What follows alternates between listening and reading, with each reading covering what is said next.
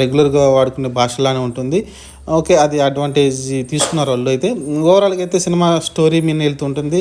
Main story అనమాట cinema plot. స్టార్టింగే ఒక రాజు కుటుంబం సంబంధించి కూతురు చనిపోతుంది. దానికి ఇన్వెస్టిగేషన్ గాను కళ్యాణ్ రామ్ అక్కడికి వస్తాడు డెవిల్గా. తెలిసిందే కదా, ది బ్రిటిష్ ఏజెంట్ కదా, ది బ్రిటిష్ సీక్రెట్ ఏజెంట్ కాబట్టి డెవిల్ పేరుతో అయితే అక్కడికి వచ్చి ఇంట్రాగేషన్ చేస్తూ ఉంటాడు. ఆ ఇంట్రాగేషన్లో చాలా విషయాలను తెలుస్తూ ఉంటాయి, కొన్ని సస్పెన్స్గా ఉంటాయి. ఎవరు జంపర్ ఏంటంటే క్లారిటీ ఉండదు, ఎందుకు వచ్చారు, కారణం ఏంటనేది, మోటివ్ ఏంటనేది తెలియదు. అవన్నీ కూడా మనకు సెకండ్ హాఫ్లో తెలుస్తాయి. ఫస్ట్ హాఫ్లో అయితే ఊరక జస్ట్ కొన్ని ఛేదించుకుంటారు, కానీ చాలా విషయాలకైతే మనకి ప్రశ్నగానే ఉంటాయి. చాలా విషయాలు మనకైతే సమాధానాలు దొరకవు, కానీ సెకండ్ హాఫ్లో మొత్తానికైతే క్లారిటీ ఇచ్చుకుంటూ వెళ్తారు. ఇది ఎక్సలెంట్గా ఉంది సినిమా అయితే. ఇంకా ఓవరాల్ చూసుకుంటే కళ్యాణ్ రామ్ ప్రజెన్స్ కావచ్చు, కొంచెం బింబిసార షేడ్లు అయితే కనిపిస్తాయి అక్కడక్కడ ఆయన, ఎందుకంటే అదే